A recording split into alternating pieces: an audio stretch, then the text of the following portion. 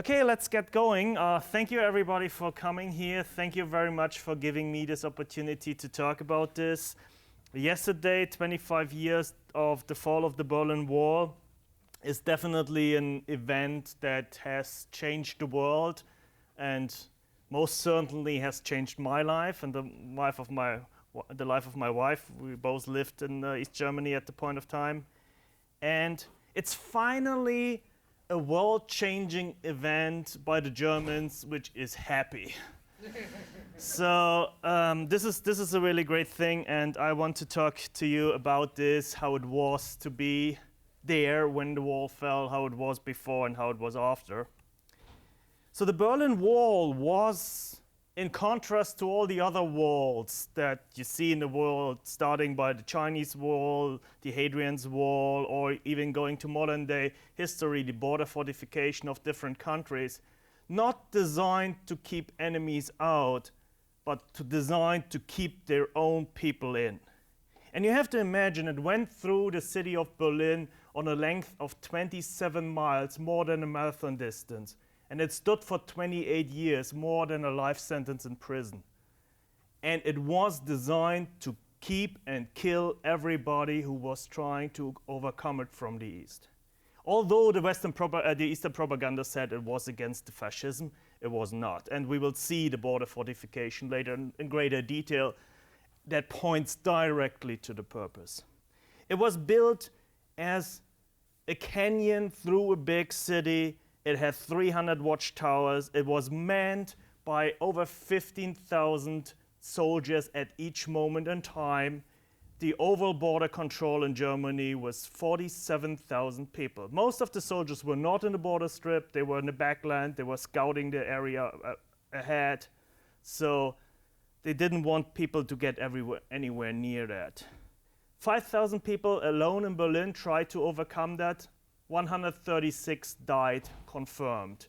There is a number of deaths that might have occurred while trying to swim through the rivers, but the bodies were never recovered. The wall fell on a Thursday night at 25 past 11. Still have the wrong number there, it was 25, I just checked it the other day. As the result of a series of completely unprecedented events and a big mistake. Or a happy mistake, let's put it that way. And I want to share with you how that came to being. And I definitely don't want to bother you with a boring history lesson. You can get all the facts. There's even very good documentaries on YouTube I can point you to. But I have to tell a little bit about the background, why the border was built and how did it came to being. And then I want to stress the reality of the wall and want to show you how it felt to be on the side behind it. And then I want to tell you how it was to grow up in a rural village 2 hours north of that, being completely sheltered and ignoring that until you hit puberty and finally realize something is wrong, something is rotten in the state of Denmark. And how this all got a happy end in the end, and which could have gone so easily the other way. It could have gone so easily the Chinese way, and it didn't. And that's one of the best things that ever happened. And yesterday I was talking to a good friend of mine. He's a former British Royal Air Force pilot. And he told me that the fall of the Berlin Wall was the biggest political event in his life ever. And if it's so important even for a Brit, you can imagine how important it is for the Germans, and especially for the East Germans. So thank you everybody for coming here. Let's dive a little bit into the history. Everything, of course, starts with World War II and Germany being divided by the 4 occupying forces, splitting Germany up as they decided in Yalta up front. And Berlin, as a microcosm of Germany, was divided the same way. So you had 4 zones of influence by the 4 forces. And pretty soon the Western forces agreed to work together and form a common economic area, at some point even to form a common state. And the main reason that the wall was built is that people left the eastern parts in the millions. From the end of the World War II until the building of the Berlin Wall, 3.5 million East Germans left their country, starting at a population of 18 million. So it's a sixth that left the country. It was mostly young, it was mostly educated, it was mostly workforce. And why did they leave? Well, first of all, there was the standard of living. The Western spheres or zones had a way better standard of living because, first of all, they had all the industry. East Germany was very rural. Secondly, they were profiting from the Marshall Plan, whereas the eastern part was still bleeding out and paying war reparations to Russia. And thirdly, the economics was built on private entrepreneurship in the West, whether in the East it was all centralized and not really motivational.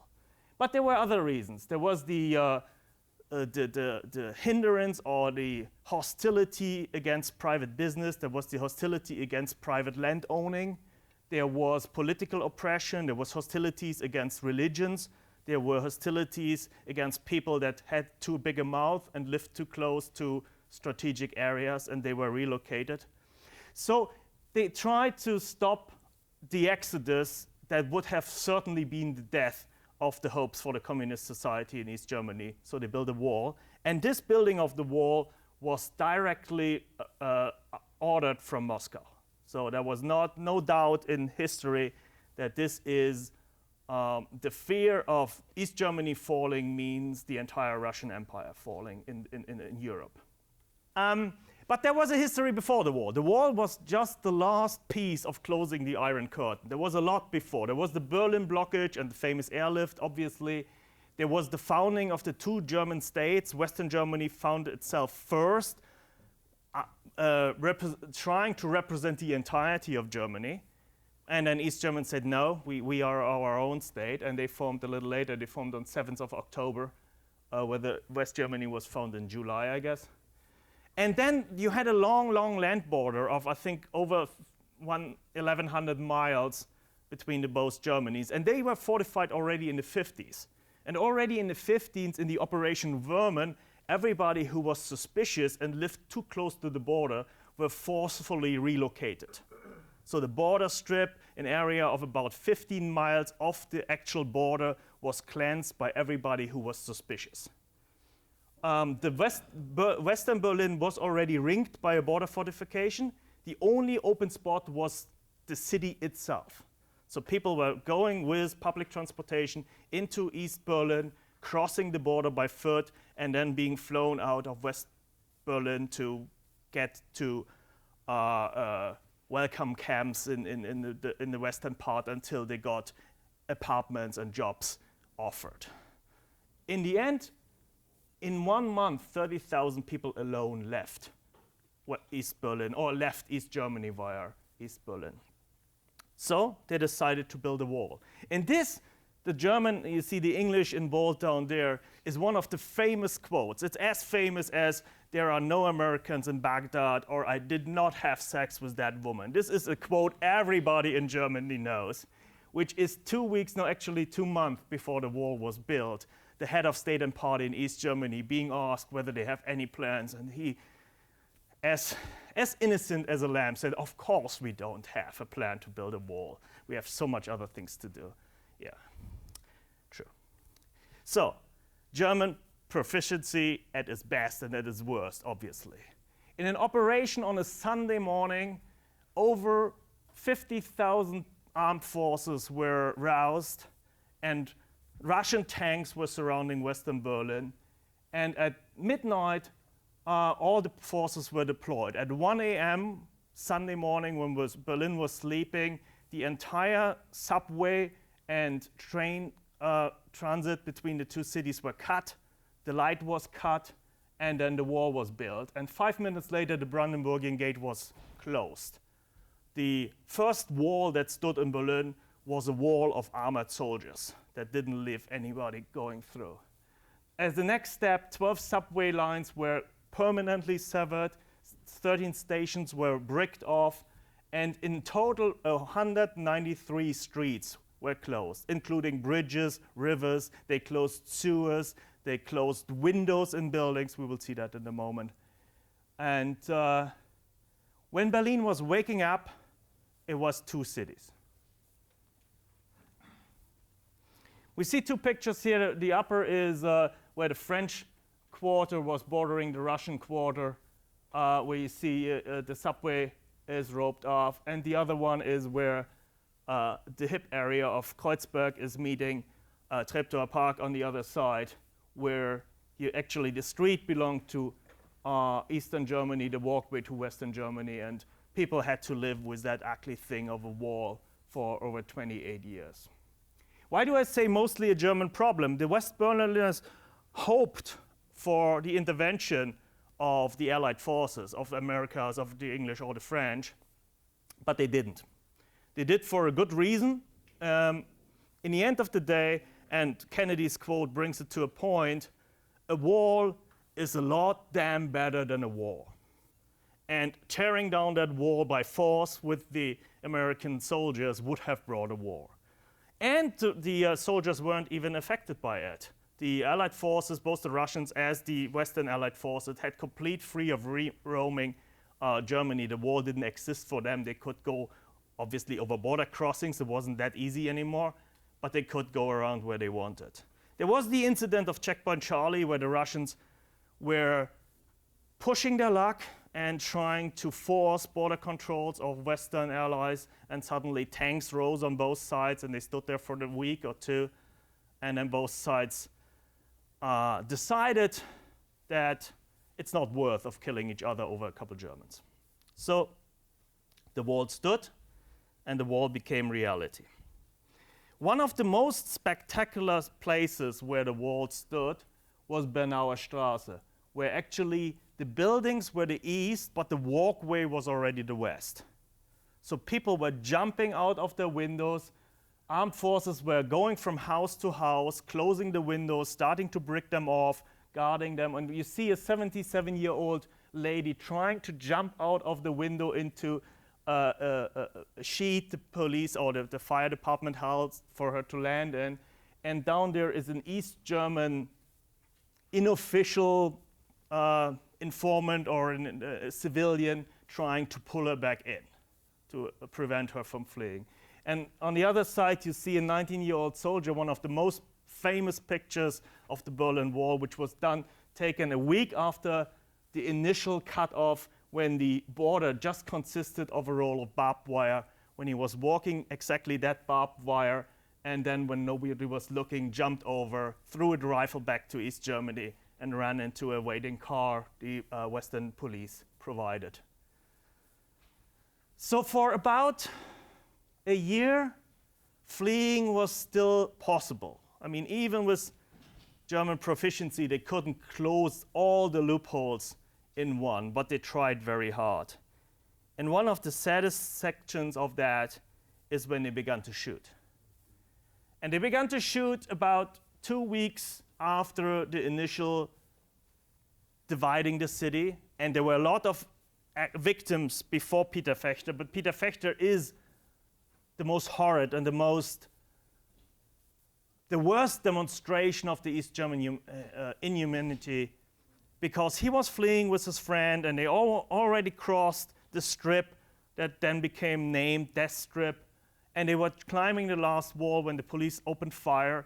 Both were hit. His friend crossed the border. He fell back into the eastern controlled section and lay there for an hour and screamed and bled and died, and nobody did anything.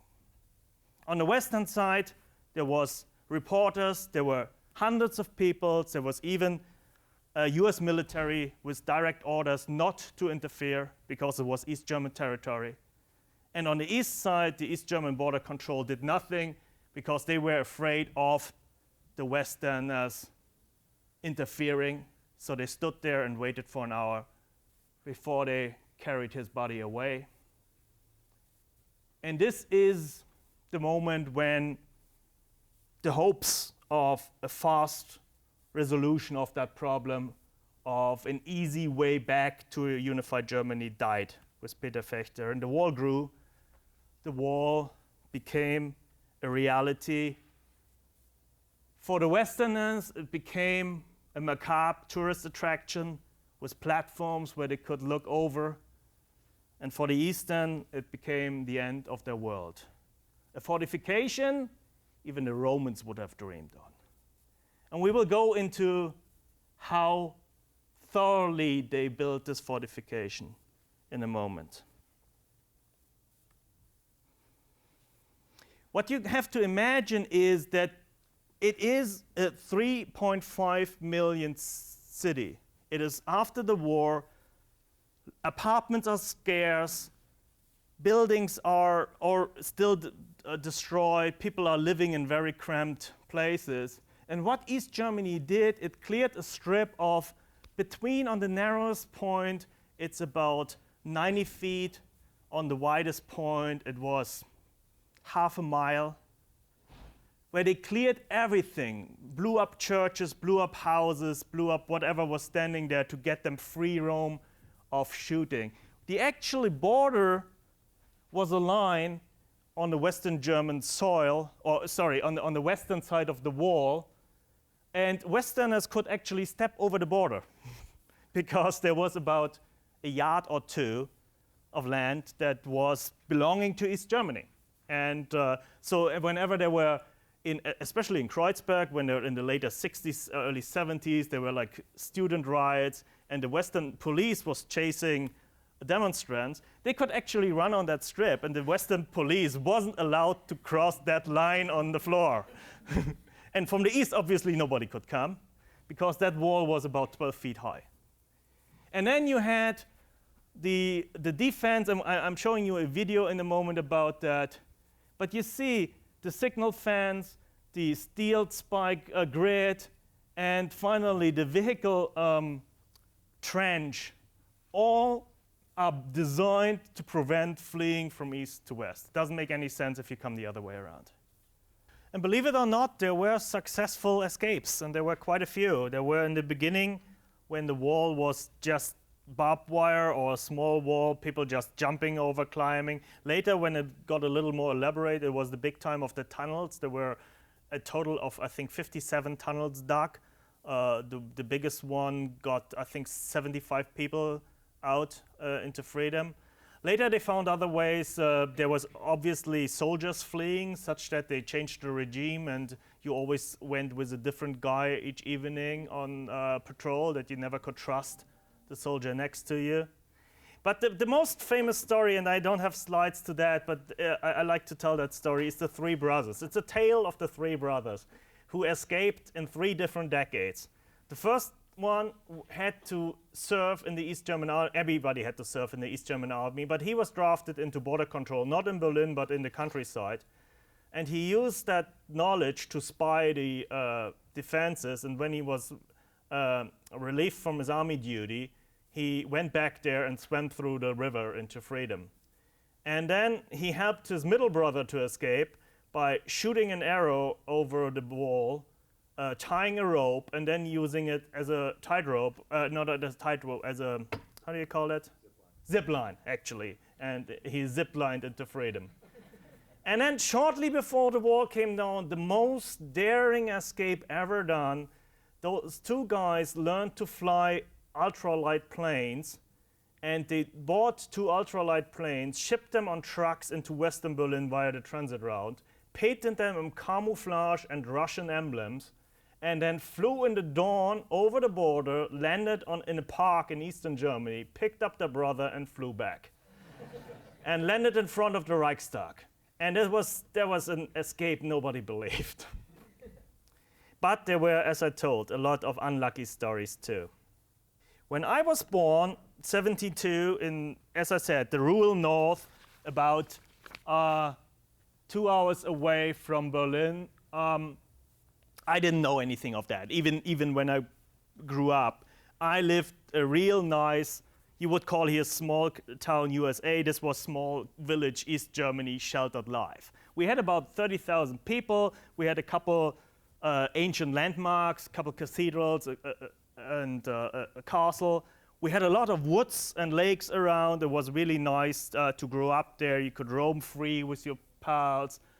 We had a lot of Russian soldiers in the woods. It was always fun to meet them, and we brought them beer, and we got their rank signatures and stuff, and we traded and had a smoke with 12, and so it was really fun. But of course, we also had our typical headquarters of the party and the headquarters of the secret police in town, and everybody knew kind of, we are away from the big scare, but still we are watched, right?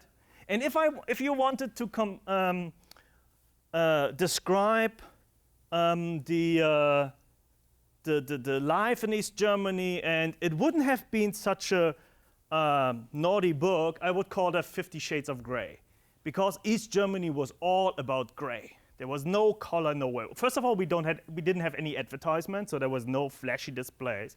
But then also we didn't have too much paint, it seemed, so everything was gray.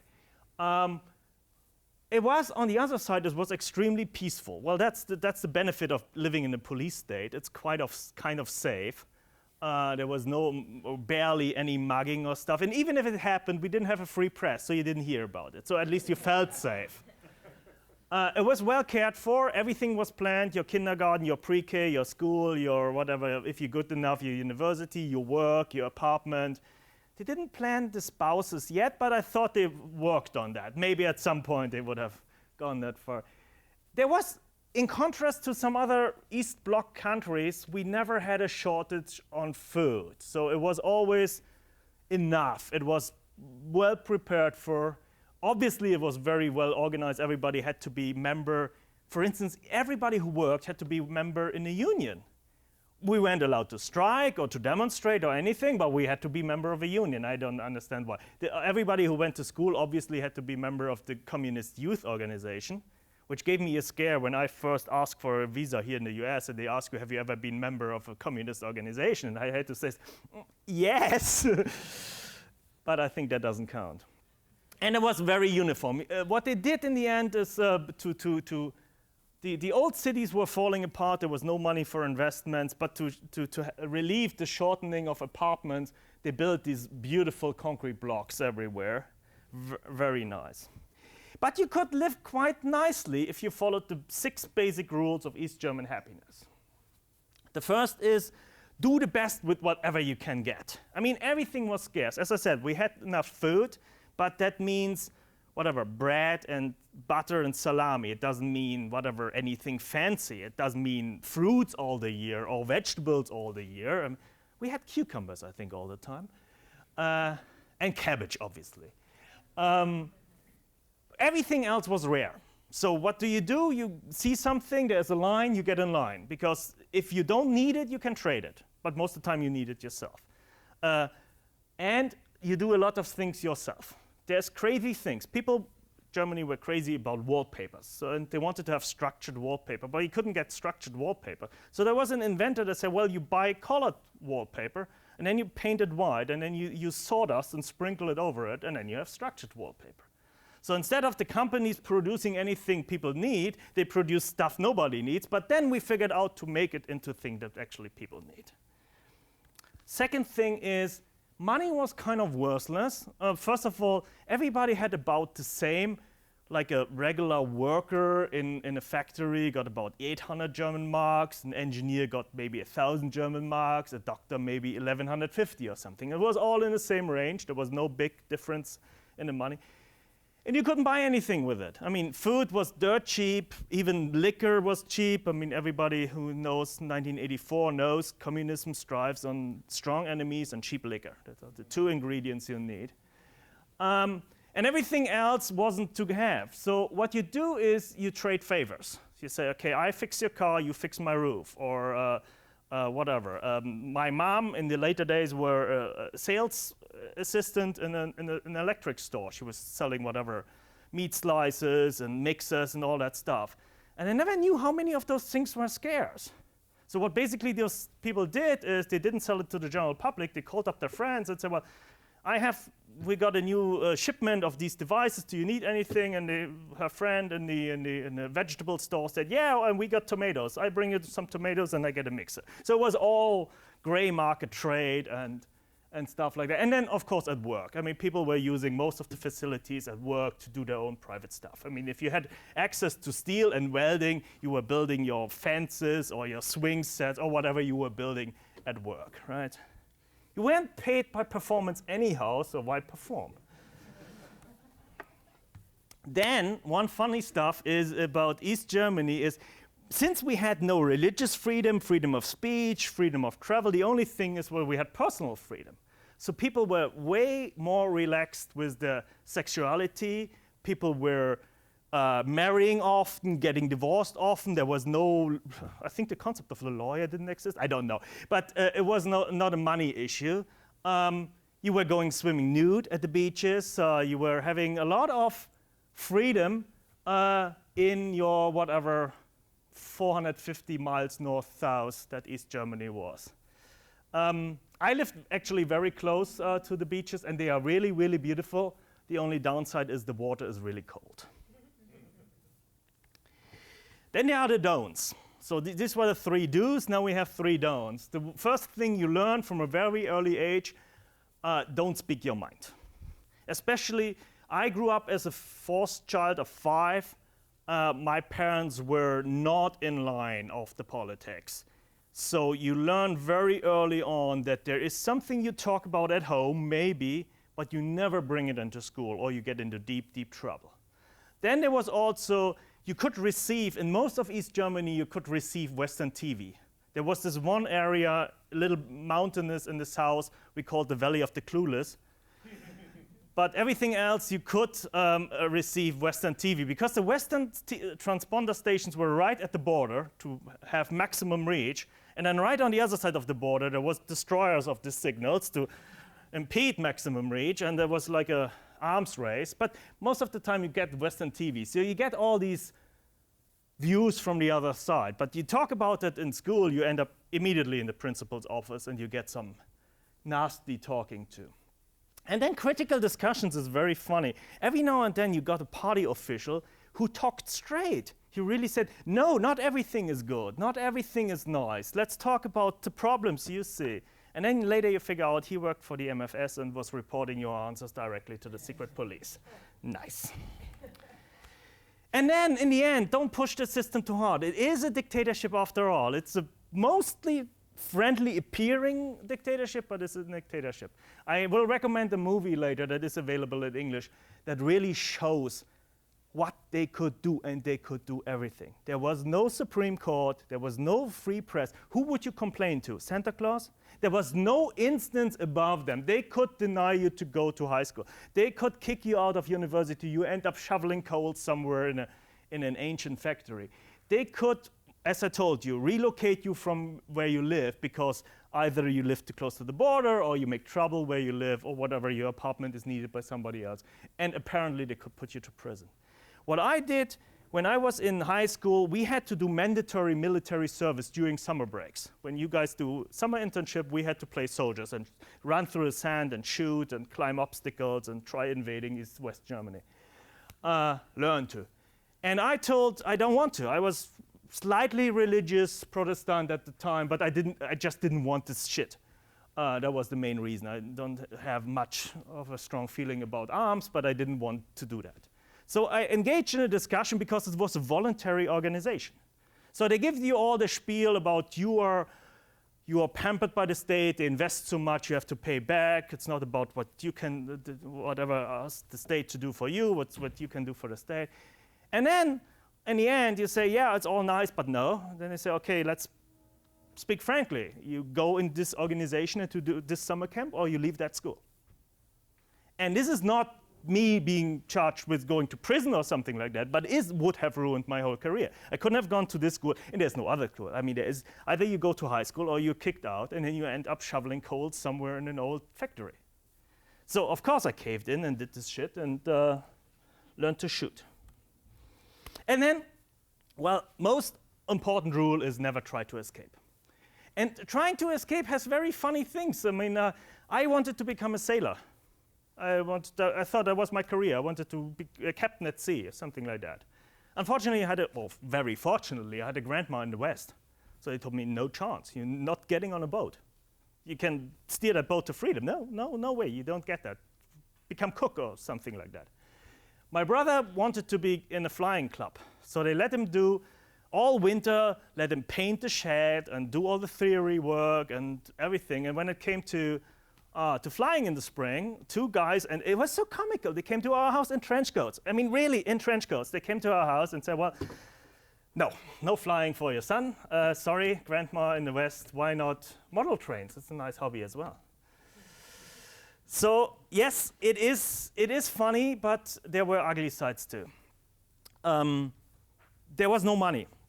Germany in the end of the 80s was on the brink of collapse. We got a couple big loans from the West. We had no chance to pay them back. We had no industry production to speak of. We sold everything we had, every cultural objects. There was a whole department in the secret, there was also the secret police handling that, selling off cultural artifacts and art to get hard currency. But in the end, we were really bankrupt. So what happened is there was no investments in the cities. The cities were falling apart. Leipzig, a city not really badly hit in World War II, looked like they were just attacked. It looked horrible. It was the worst city. Dresden, in contrast, because it was so badly damaged in the war, had all these beautiful concrete blocks standing around. But Leipzig was a historic city, was completely falling apart. There was no sustaining business model. My other grandma, owned a house. The rent for an apartment was 7 marks. How can you maintain a house when you have to rent it out for 7 marks? And even if you had money, you can't get material. There is none to be had. You can't hire labor. There's none to be had. And you don't get any support. In contrast, you get grieved by the city because you sucking up resources that could be used otherwise. The industry was running downhill. Germany was in 1985 by a UN study named the most dirty country in Europe.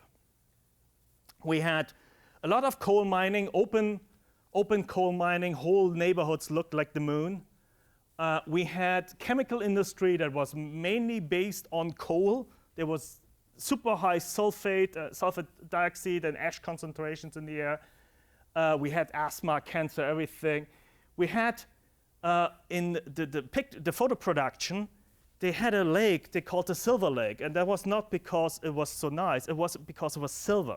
They were actually piping all the dirt from the photo production into that lake. Sad story, but kind of ironic story.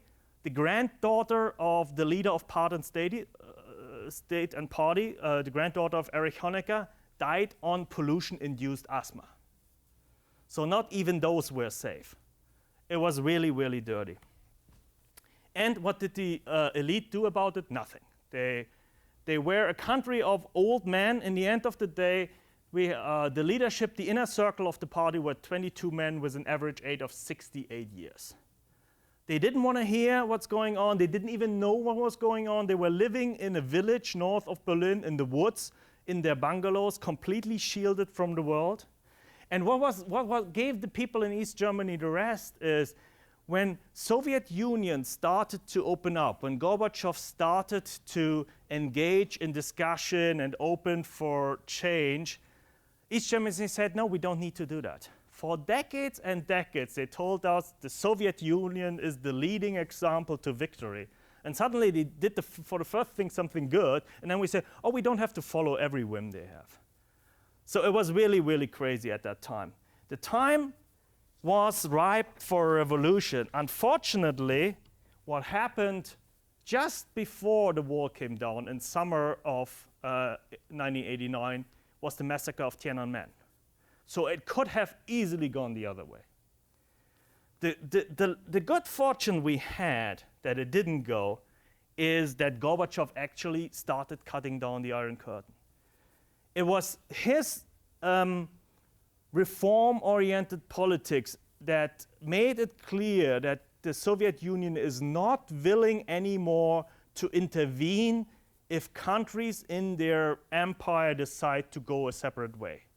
It was made clear that there will be no Prague Spring or cutting down the Hungarian Revolution or even the German uprising in '53 anymore. Every country has the right to design their own future. And triggered by that, Hungary started in June of 1989 to cut down the Iron Curtain to Austria, which didn't mean that immediately the border was open, but at least they said, well, this is a border now that isn't shoot to kill anymore. This is a border like between every country, and you can cross it, but you can't just run over it and smuggle or stuff like that. But what happened is with Hungary was one of the few countries East Germans could travel. They had to ask for permission. It wasn't called a visa because visa sounds like we are not brothers, but it was a visa in fact. And it could be denied, but it was often granted. So in summer of 1989, hundreds and then thousands went to Hungary and crossed that border. Then it closed Hungary, and then suddenly it said, no, you can't travel to Hungary anymore. Well, what people did then, they went into the embassies. West Germany didn't have an embassy in East Germany because West Germany didn't recognize East Germany as a state. So they went into the embassies in Warsaw, in the West German embassies in Warsaw, and in the West German embassies in Prague. And then one of the moments that still gives me goosebumps is when they finally negotiated that, I think at that point, 5,000 is here, people that were camping out in the West German embassy. The embassy wasn't built to hold 5,000 people, were allowed to leave Prague towards the west. And Genscher, the foreign minister of West Germany, gave that famous speech on the balcony. That was the last nail in the coffin of East Germany, kind of. So what happened then is people went to the streets. They say, okay, everybody who wants to leave the country suddenly can leave the country. Well, what about the people that want to stay here? We don't want to leave, we want to change. So they started going on the streets, and they started in Leipzig.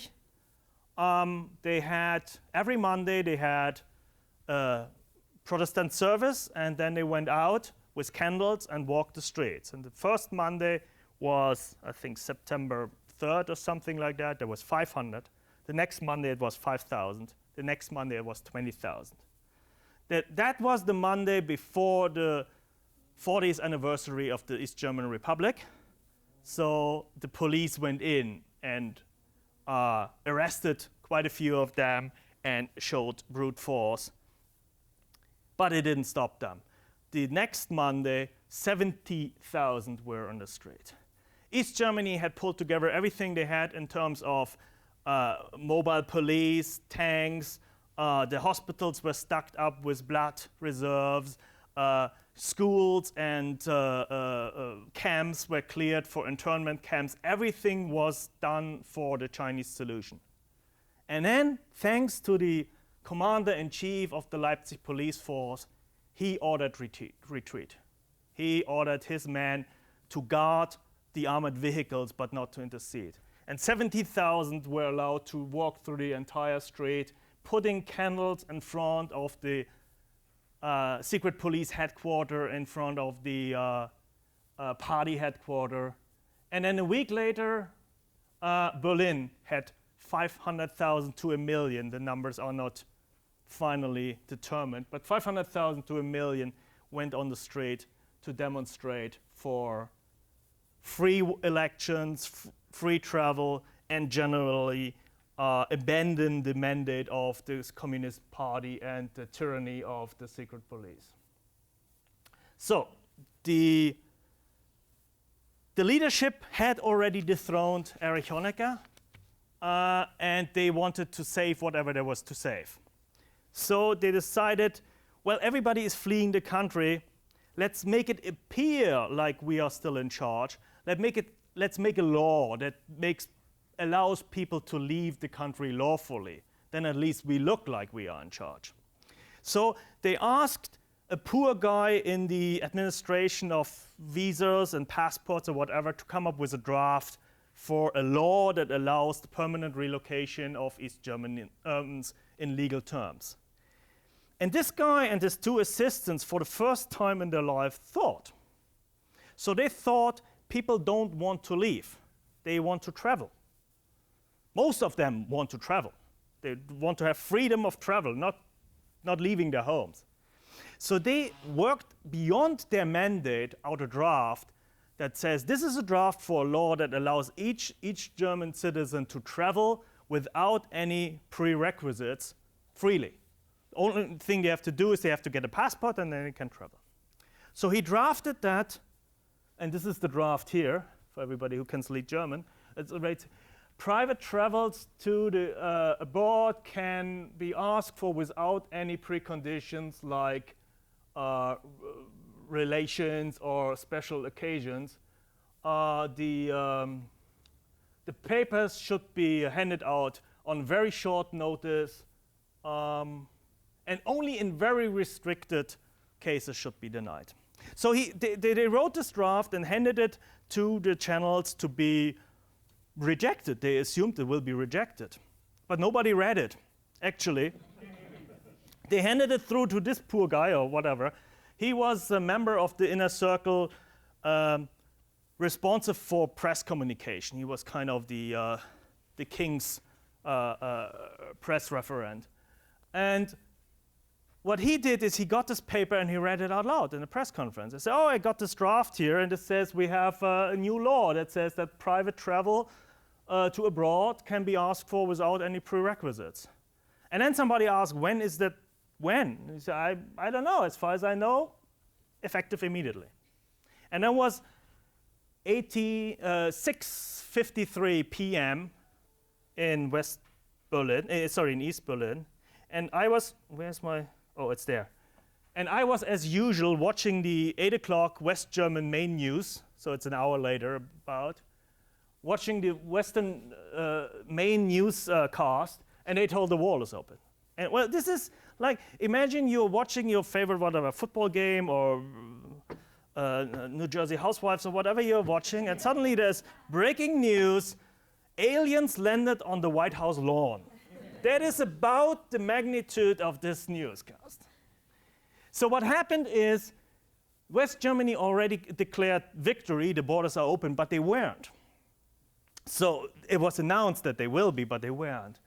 So the Berliners, not shy in any circumstances, went to the border like crazy.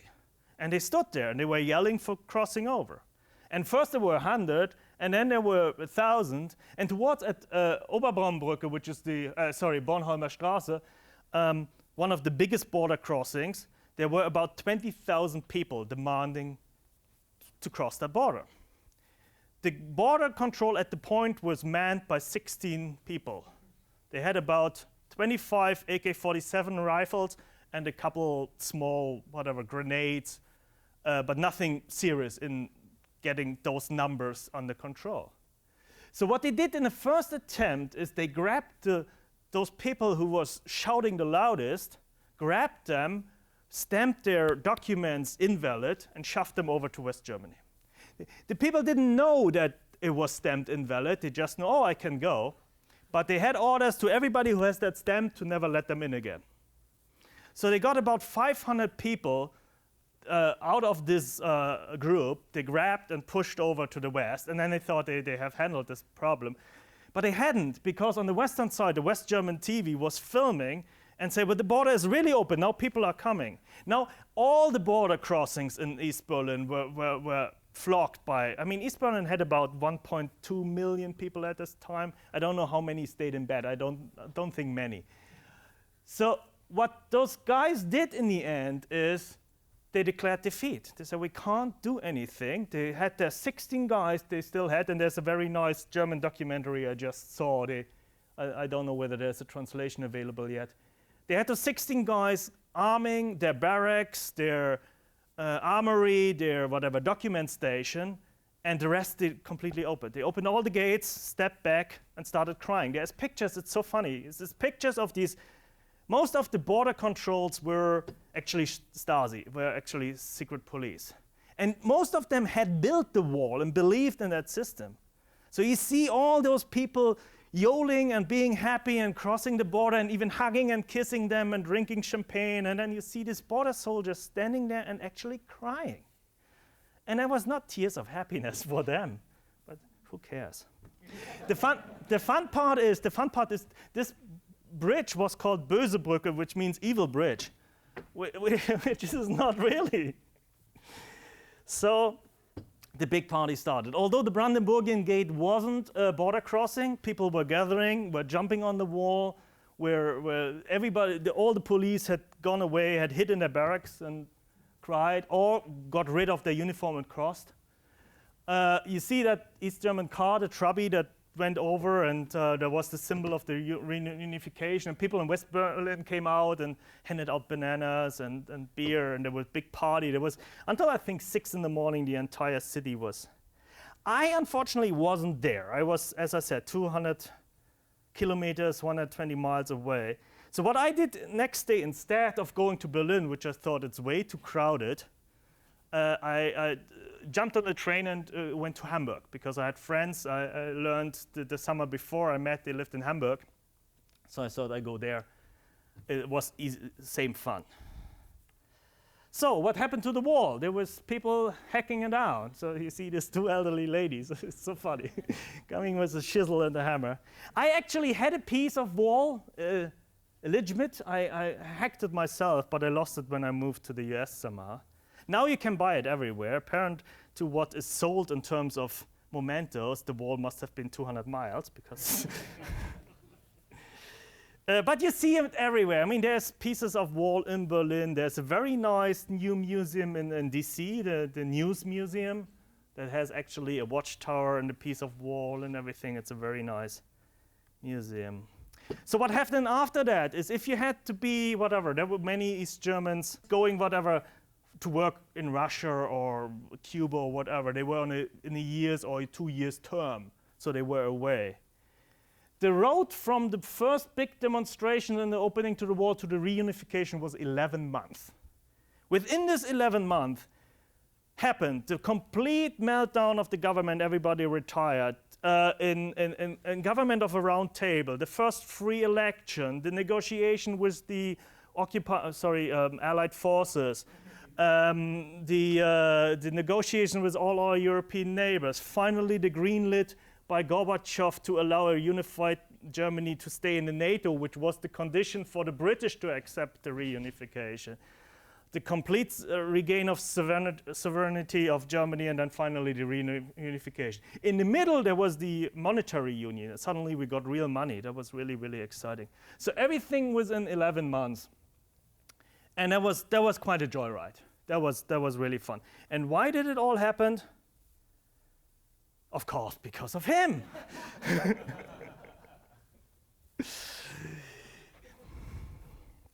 So what's left of the wall? Right now, we have across Berlin, in the center of the Berlin, this double row of bricks with a brass plate every couple yards marking where the actual wall was, because otherwise you can't tell. You have to imagine this was prime real estate. This was really the best of Berlin. There's now huge corporations, nice movie theaters, and everything is built there. Actually, the US Embassy is built on the former border strip. The Hotel Adlon, everything is built there. You have at Bernauer Straße, where the buildings and finally the church was torn down, and you now have a 600 yards free area. They recreated a little bit of wall. So that's typical German. First they have to tear everything down, and they say, oh, damn it, now we have no wall left. So now they recreated it for a museum. And then what you have still, and that's where I lived in Berlin, near the East Side Gallery. It's about 1.2 miles of border. And that was the East German side, so it was never painted when the wall still was a wall. But after the wall came down, you had a lot of very renowned artists come and paint that. And that's, I think, now UNESCO World Heritage or something like that. Yeah, we saw him already. Crazy is the Germans are really fans. It's not just a hoax. My sister went to concerts and everything. 2 movies I want to recommend. The Life of the Others is the scary one. That's really the one where you see what the Stasi can do, what they have access to, what they can do with your life if you don't play nicely.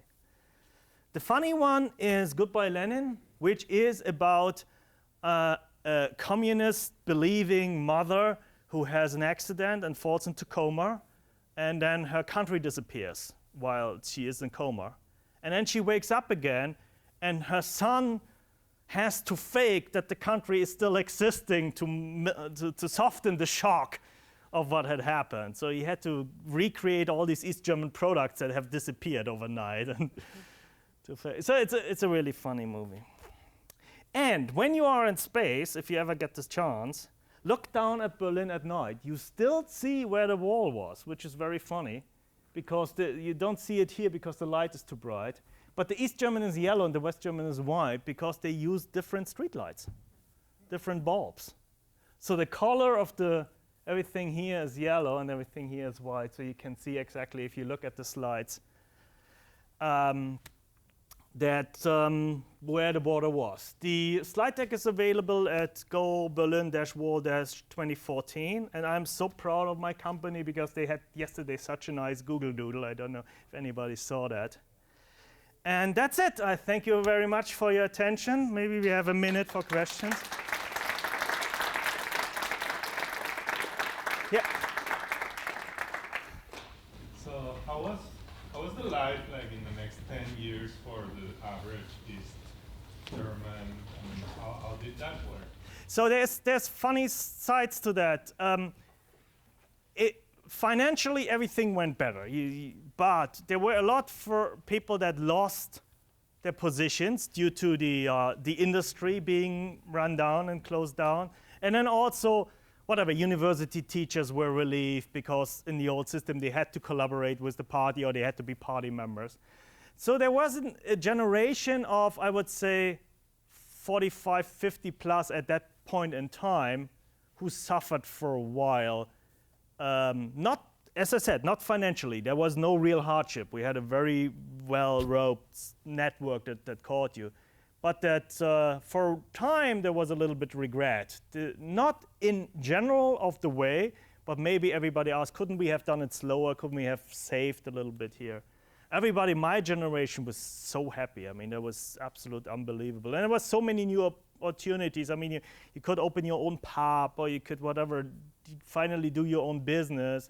And Berlin for the next 10 years was the most fun place in the world. I mean, you had that morbid charm of a rundown city and nobody really prohibiting anything anymore. There was basically art installations or happenings. Everything was allowed. There was no zoning laws at that time. So you could basically do what you want. And you felt the vibe and you felt the change. And I moved right out. I had to do that was also a side effect of the war. I was dreading my military service. Everybody had to do military service. And after the wall came down, they allowed to do alternative service. So instead of learning to shoot people, I learned how to change diapers in a nursery, in a daycare. Well, it was more fun. When I did this, when I was done in '91, I actually moved to Berlin, and then I lived and studied and worked for my first years in Berlin. And yeah, it's an amazing place. It's really, really fun.